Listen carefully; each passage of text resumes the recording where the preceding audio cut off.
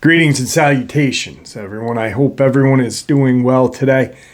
Today I have a subscriber submitted experience, one that spun me for a loop.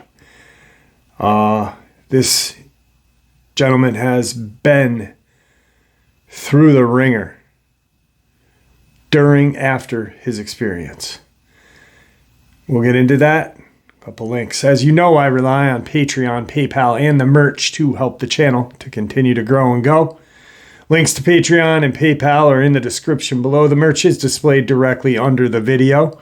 Also, Dogman, Frightening Encounters, Volume 1 through 3, the audiobook versions. They were written and researched by Tom Lyons, narrated and produced by me, Jeff Nadolny. Those audiobooks are available on Audible, Amazon, and iTunes, the links to which are also in the description as well. And finally, last but definitely not least, if you'd really like to help support this channel to continue to grow and go, simply subscribe. It doesn't cost you a cent. Click the like button. It takes half a second. If you don't want to miss any of the informative and exciting uploads I put out twice daily, click that bell icon. And finally, last but definitely not least, please leave a comment. Why? Well, because all these things, they really do help this channel to continue to grow and go. And guys, they really do matter. Now, everyone, I have taken far too much of your time. Let's get on with today's upload, shall we? All right, guys. So, as a lot of you know, I've said it a couple different times. When I get emails, I immediately read them. If they're an encounter, I'll print them out. If it's a subscriber that wants me to look at something, I'll try to look at it quick. If it's someone that wants to set up an interview, I'll star it, comment, or communicate back. Hey, I need a little bit of time. Give me a week or two so I can fit something in with you. But as of late with my dad, I'm like, hey, I don't know when I'll be able to get in touch with you. I've got family issues going on, as you may know. Please give me a bit. Thank you for your understanding. I got an email today. I got a few. Check out this TikTok. Check out this. Check out that. And the one that I opened and I almost thought like it was going to be check out another video. Because it was like the heading was government involved, deeper than we know. So I open it and I need to talk to you about my experience I had in 2016. The government is involved and they are trying to keep this under wraps. So he's using one of those Proton or whatever emails. So I said, let's set up an interview. Because now I want to hear what this fellow's got to say.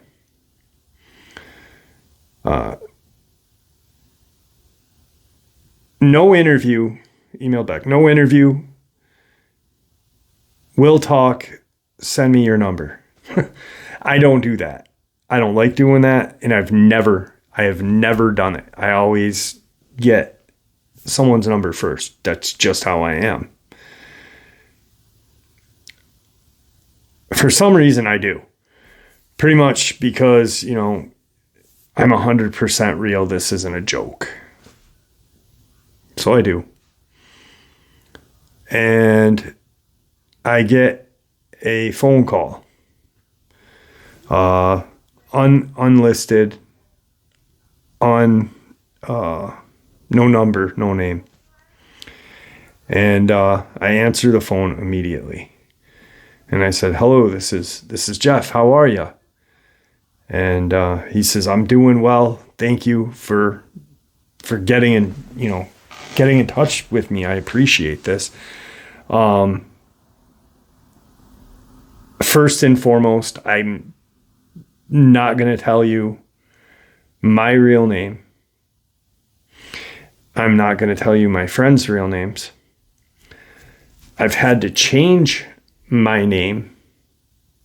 I've had to move a few thousand miles away from where I grew up and where I've lived my entire life. I don't associate with my family anymore. Please respect my anonymity. And I said, brother, listen, I don't know how long you've been with the channel for, but that's key. Everything else is behind anonymity, because I want you guys to feel comfortable when you're either interviewed or when you send me an encounter. If I don't have permission to use your name, I will either abbreviate, like just JB or whatever, He said, awesome, thank you. He said, I'm 23 now. He said, and this happened in 2016. And I said, okay. I said, well, what's going on? The other day when you were talking about the Minnesota incident, I immediately knew where you were talking about when you said Razo. And he said that's pretty much just east of where I grew up and lived in North Dakota. And I was like, oh, that's sick, I'm trying to feel this guy out. And I said, well, what's going on? What's, because he's kind of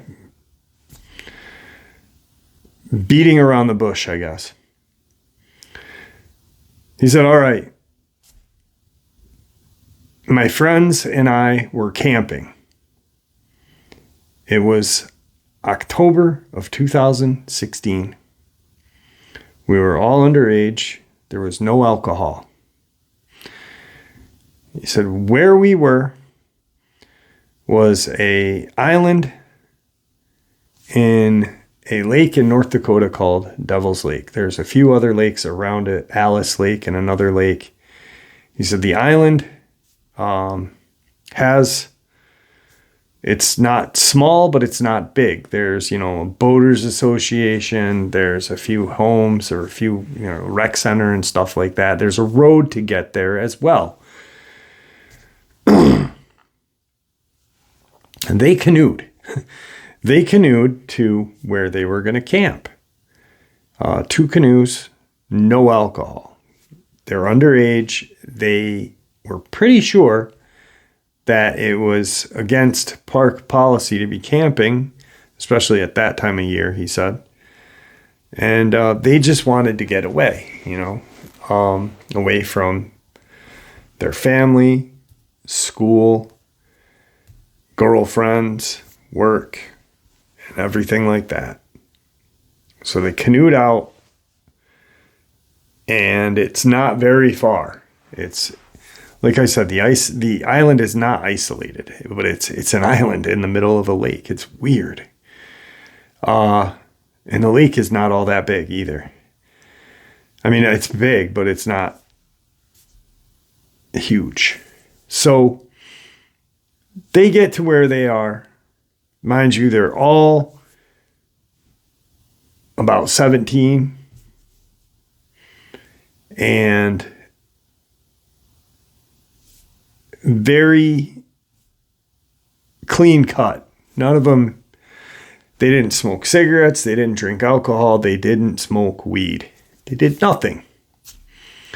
They just wanted to camp.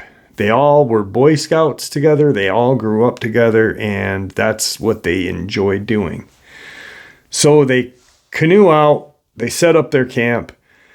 They try to isolate themselves as deep and as far away from anything, but still have access to the lake, because they're going to rely on that lake's water as they're camping. They're going to be there for a couple of days.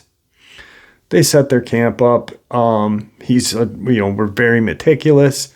We had one fire pit for our fire with stone around it and another smaller fire pit just for cooking. We brought a grate with us.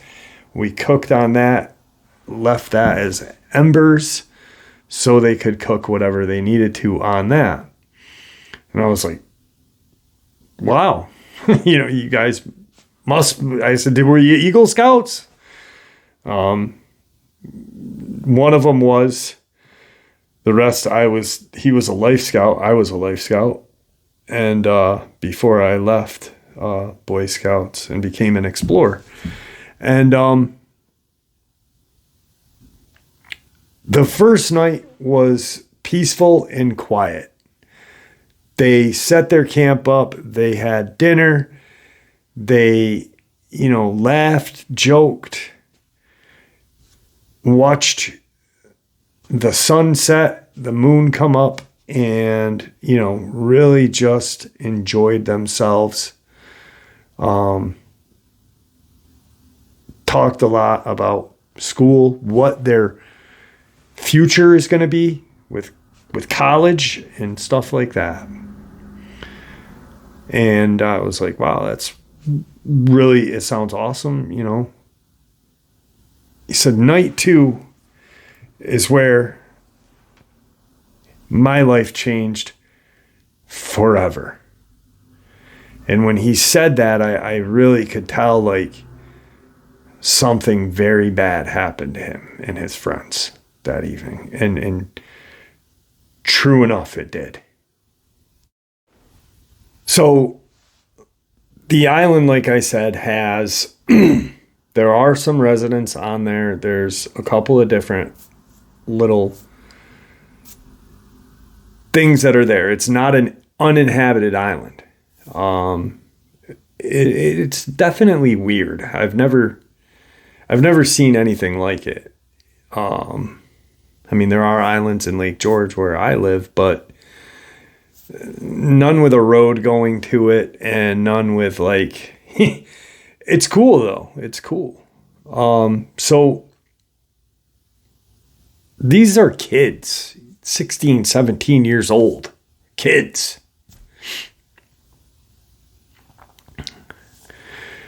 There are roads on the island. Like, if there's residents, there's going to be roads. There's a road leading to it. But where they are is they are at kind of the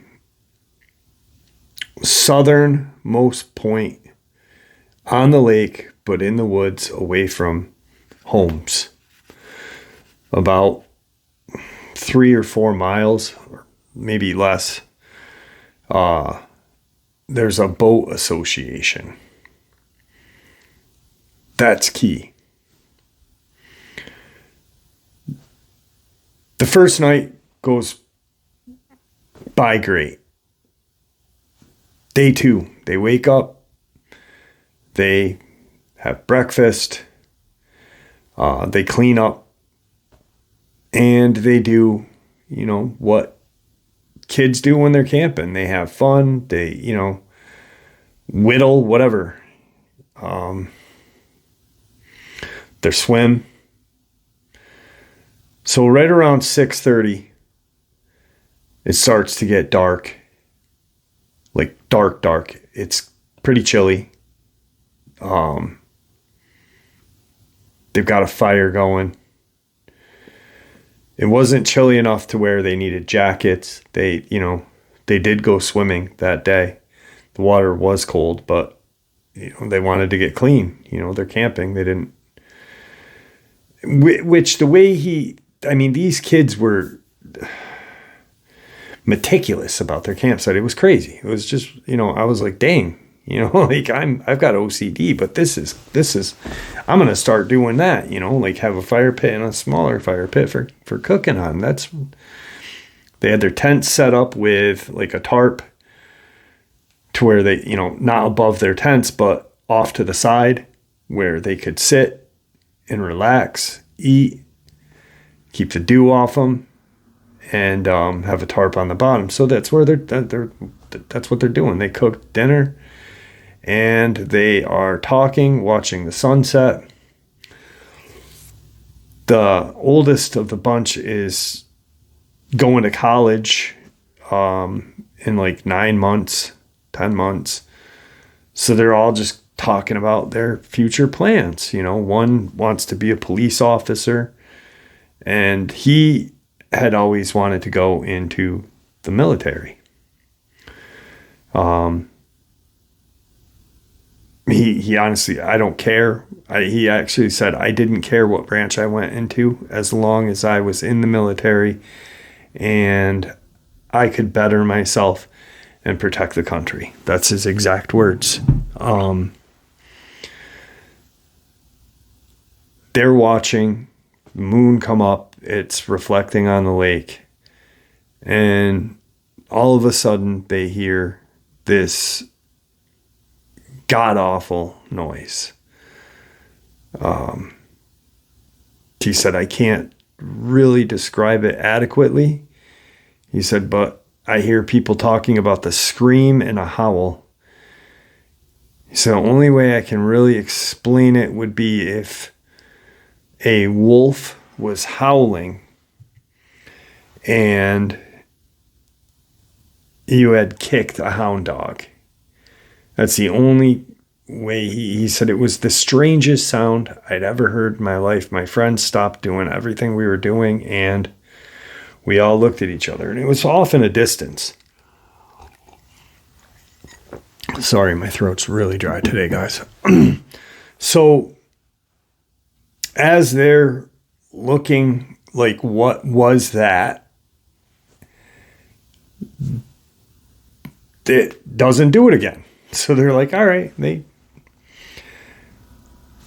they finish cleaning up after dinner. One of the kids goes and gets a 5-gallon bucket of water so they can have water for the fire pit, wash their hands, you know. He comes running back with no bucket and said, we need to leave now. And all his friends are like, well, what do you mean? What did you see? What is the cops coming? Because at this time of year, they don't think they're supposed to be camped there. He's like, no, I saw what made that sound and I don't know what it is. He said, but I don't know if Bigfoot exists, but this thing was as big as a Bigfoot. And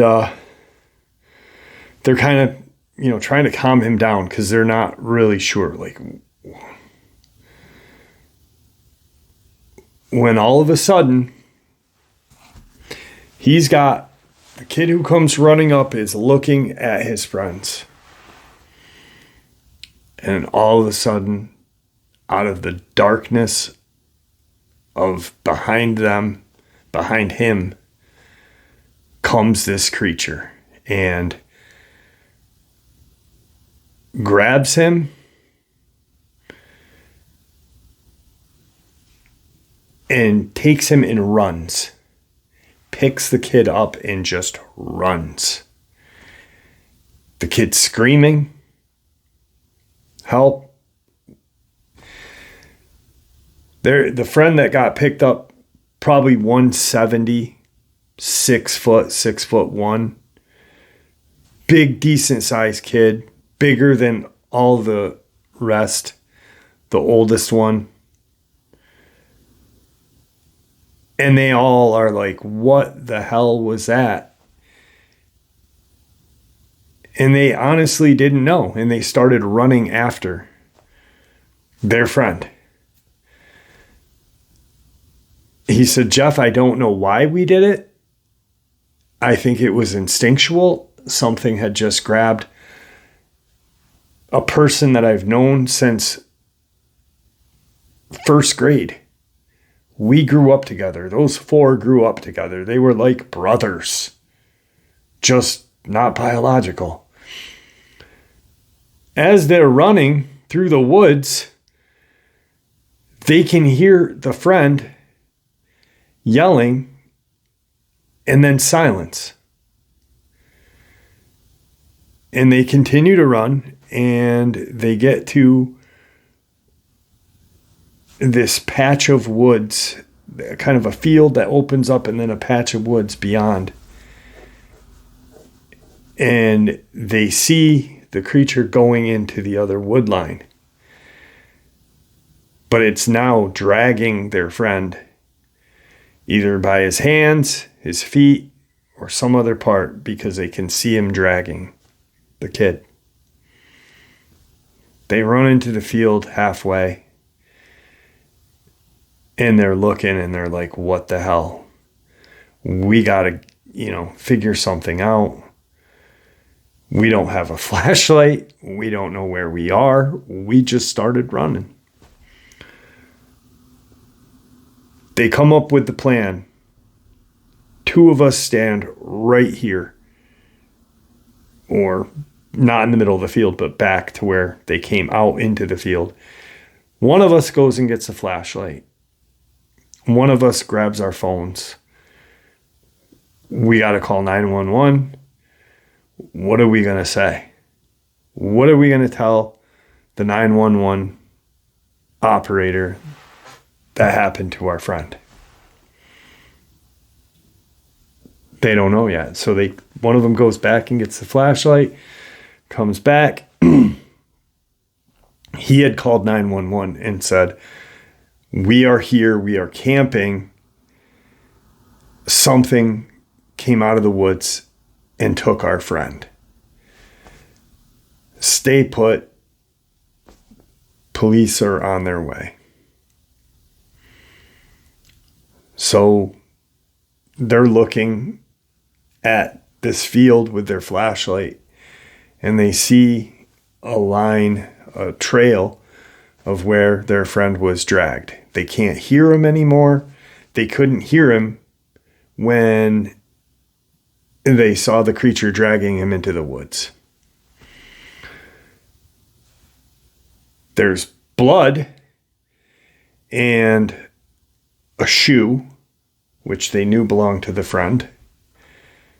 The shoe has blood on it. And they're like, should we stay here? Where is the police going to meet us? They're going to go to the boat association. So where they are, here's where they are now. Here's where they were camping. The boat association is over here. The lake runs right here. The police, state police, show up and question the kids. What happened? Where'd this go? Take us where you saw this. As they're walking, they can now hear a couple of weird noises in the woods. So they bring the cops to where the field is, and the police are looking. They see the trail. They see the indentated trail from where the kid was dragged. There's blood, the shoe. They start questioning these kids. What happened? What did you see? What did you see? Was it, a wolf? Now, mind you, it's an island. There's a road. But there's, it's not a lot of water. The lake is big, but it's not far off from the mainland. One of the kids says that he looks right at the police officer and said, it was a goddamn werewolf. And the cops looked at him and have you been drinking? Have you been doing drugs? Did you guys kill your friend? Did you hurt your friend? No, it was a werewolf. They go to their campsite. They search for alcohol. They search for this. They show them where the spot is. They go to the lake. And they see prints along the shore. They see his prints of his shoes, where he went to get the water, the bucket's there, and they see these odd prints. He said, Jeff, they kind of looked like in Jurassic Park, the Velociraptor, where it had that back thing in the back and its nails, and it was like a pad. There was no real middle. So claws, pad, and back. And I'm like, that's nuts, man. I'm like, did they find your friend? Did you find your friend? Their friend is still listed in the North Dakota missing persons to this day. I'm not going to share their name because he asked me not to. That's not the craziest part, though. The craziest part is what happened after the fact, when the state troopers brought them back to the boat association. Their vehicles were parked there. And when one of the troopers was questioning them, he radioed over, we need Department of Fish and Game out here. A large animal took off with these young kids' friend. They're saying it was a werewolf. They get to the boat association. There's the 2 state trooper cars. There's now an ambulance. There's the Department of Fish and Game. And there is an unmarked black kind of town car. He said it was black, it was large. It wasn't a Dodge, but it looked like your atypical CIA, FBI, all blacked out, large land yacht of a car. That's my term. That was not his. And there's a person talking to the DNR in a suit. So as they're start walking towards the vehicles, they're asking, what about our friend? What's going to happen? What are you, where are we going? What are you doing? Help us find our friend. The state trooper, one of the state troopers looks at him and says, we're going to locate your friend. Don't worry about it. He was very nice. He was very down to earth. He, who I spoke to today, said, I almost believe he wasn't aware of what was going on. He really felt genuine. You've got to talk to Department of Fish and Game and this guy over here. They don't introduce themselves. The Fish and Game just says, what happened? What did you see? And they proceed to say, we were sitting here. This is what happened. Were you drinking? No. We were camped out. We were eating dinner. Our friend went to get a bucket. And all of a sudden, this thing just grabbed our friend and ran off with our friend. DNR laughs and says, no. Bullshit. The guy in the black car walks over to one of the other state troopers and says something. And then the next thing you know, the three of them are cuffed. And all three are put in the back of that black car.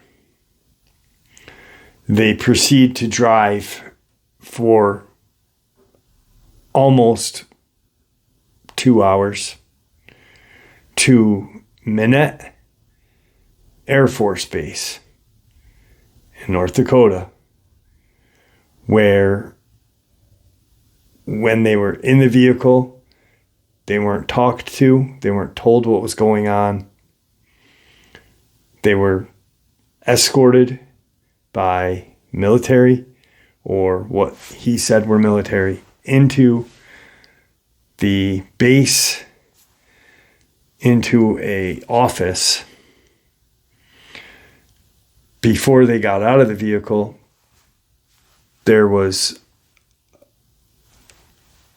a not a mask, but a black kind of headcloth cloak put over their head, so they couldn't see. They were separated. Mind you, these are teenagers. All right. They were separated. They weren't allowed to call their family. They weren't allowed to call anybody. And what they were told is, as of right now, where you are and what you are dealing with, you have no rights.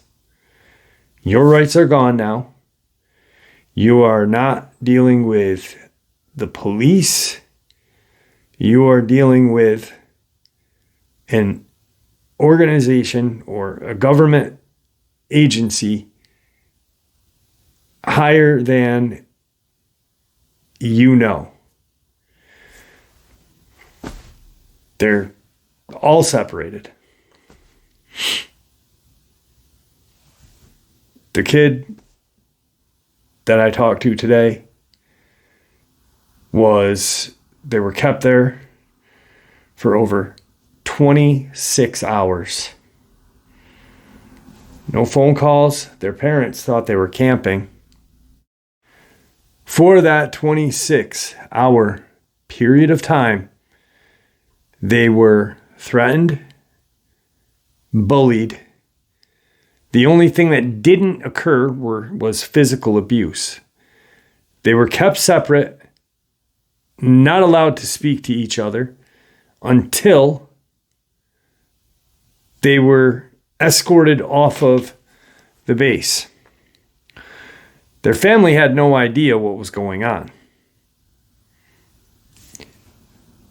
The two men who pretty much emotionally and mentally abused these young kids, because they are kids at the time, 16, 17 years old, dealing with the fact that they just saw a creature come out of the woods and take their friend and ran.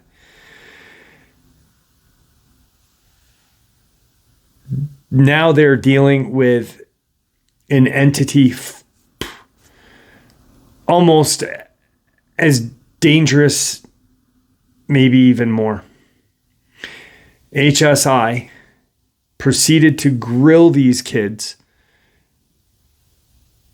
tell them that their friend decided he didn't want to go with them, and he was last seen at this location, and you guys don't know. And if by chance this ever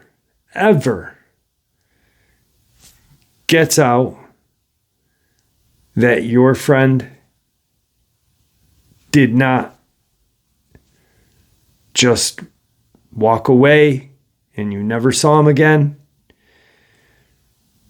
your lives will never be the same. You will not see the light of day. We will put you in a jail so deep that sunshine will not shine. We will arrest your family. We will take everything your family has.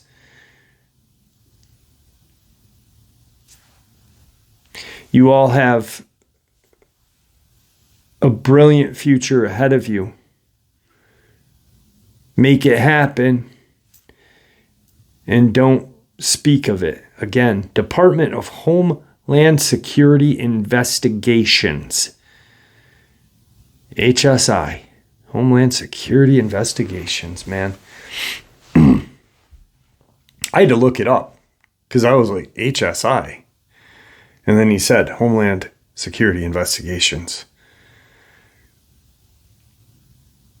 They were then escorted off of the base, not by the vehicle that brought them in, but they were stuffed into a Suburban, a white Suburban, driven back to the island. They got their stuff. The men who accompanied them was not military and was not the two men that really destroyed their lives, because that's what happened. These young men just saw their friend get taken, pretty much manhandled and ran with, and then are mentally and emotionally tortured for a day and hours. They were then brought to where their vehicles were, and nothing was said. The guys didn't even say their friend's crap, and I don't mean crap, but their friend's bag and camp bag, everything was taken by the men in that white Suburban. The only thing that was said from the time they left to the time they got to the campsite and then to their vehicle was, separate your friend's stuff. Make sure we have it all. When they got to their vehicles, which is now leading into the drive back to camp to the vehicles, we're now talking 32 hours. The men dropped them off, didn't say a word, didn't say, remember what was said. Just opened the back hatch, got their crap out, and sent them on their way.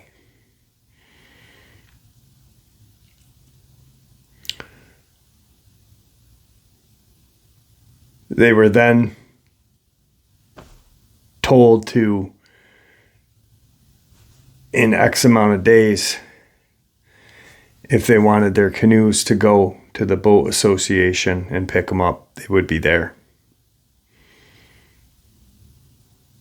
They didn't.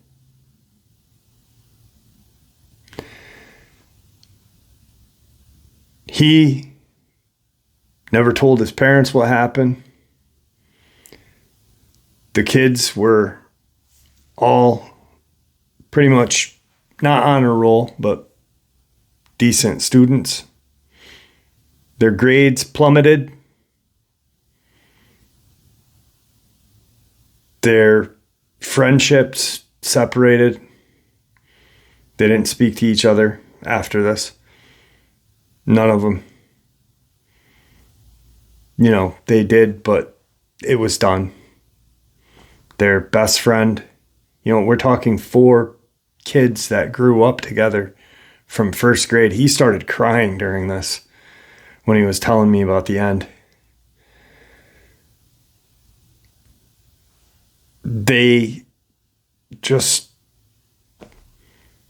He moved, hasn't spoken to his family in 3 years, legally changed his name, and lives hours, miles, thousands of miles, not thousands, but in a different part of the country. His parents don't know where he is. His parents don't even know if he's alive. He won't ever talk to his parents again. He said that. I will never speak to my parents again. I miss them dearly, but I won't risk their lives. He doesn't know what had become of his other friends. He had a promising life. Great grades, just think about how this kid, the friends were meticulous about their campsite. What do you think their lives were like before this monster?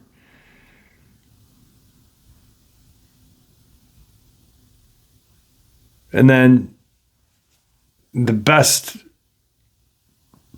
part of all of this is the worst part, I guess. I don't even know if there is that word. Shouldn't even be said best. I'm sorry if you're watching this, man.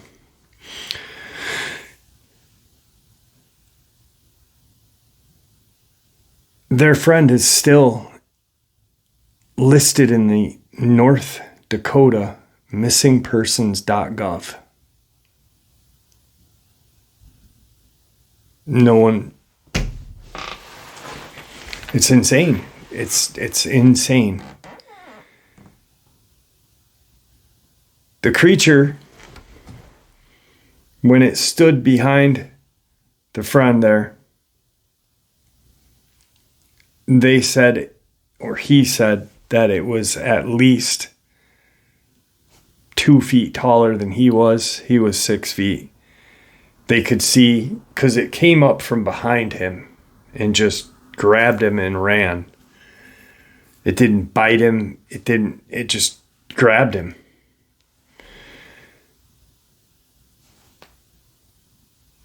They could see its like upper, below its shoulders a little bit and up. So easily 2 feet higher than 6 feet.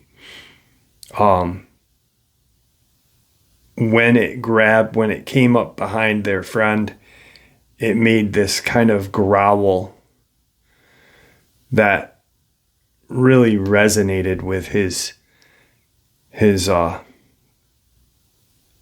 ears. He can't even go near a dog.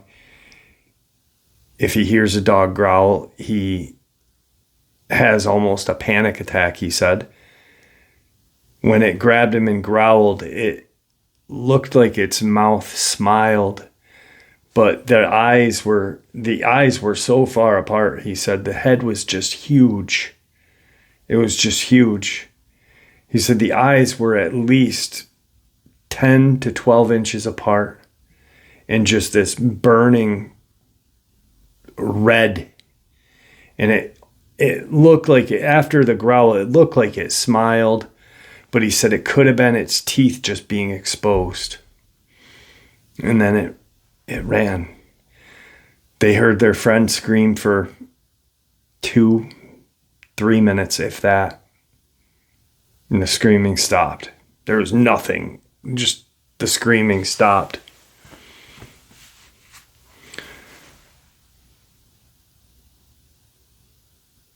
Unbelievable. This poor kid. He's afraid to even have a life, he said. He goes, I can't date. I can't date. I work online. I've not talked to my parents, my brothers and sisters. He missed his grandmother's funeral. had to lie to his best friend's parents about saying he didn't go. And he said the strangest thing about all this is when the police asked them questions about their friend, it was almost like a show. There was no formalities or what. It was just like, you know, when your friend, if someone's going camping, think about this. If you're going camping with your buddies and one of you go missing, you guys are suspects. But that's not how it played out when they were questioned. The whole thing was just covered up immediately, quietly. And he doesn't know. He assumes because his friends were like him. He goes, I don't know. He goes, I haven't even talked to my friends. He goes, I'm too afraid to even look them up on Facebook. He goes, I will not Google them. He goes, I won't. He goes, but they're like me. He goes, so I'm pretty sure they are suffering the same fate that I am. And, you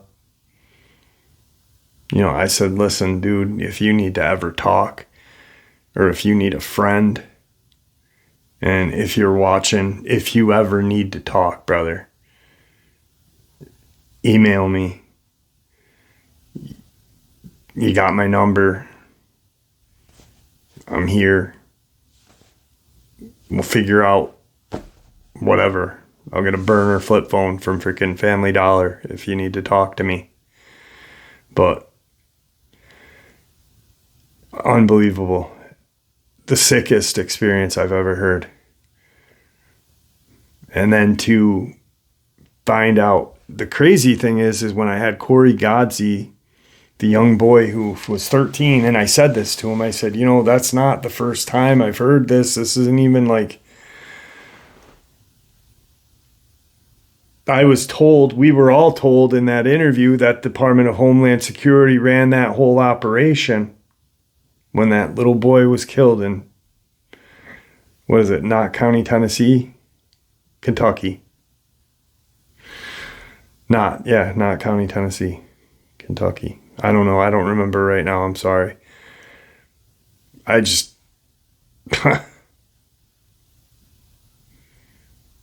Wow. Anyway.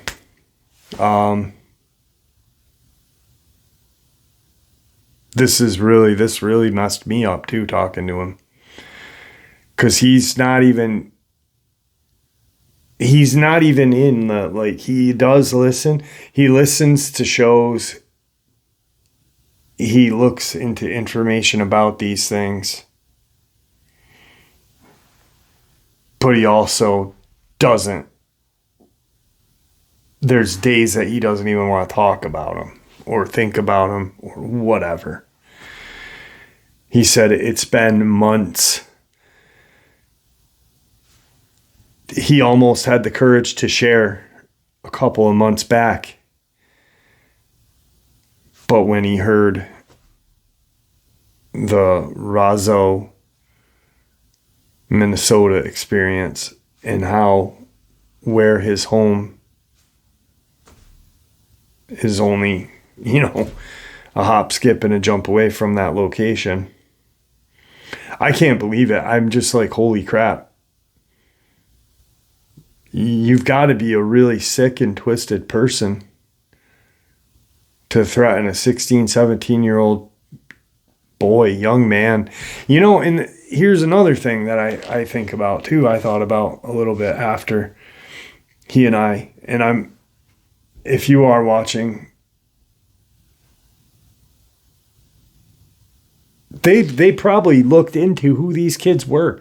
They probably knew their school grades, what sports they played, what they did for extra, curriculum activities. So they knew they were good students. They knew they were good kids. I mean, it wasn't like they're just, and just had no issue ruining their lives. No issue. Or threatening them.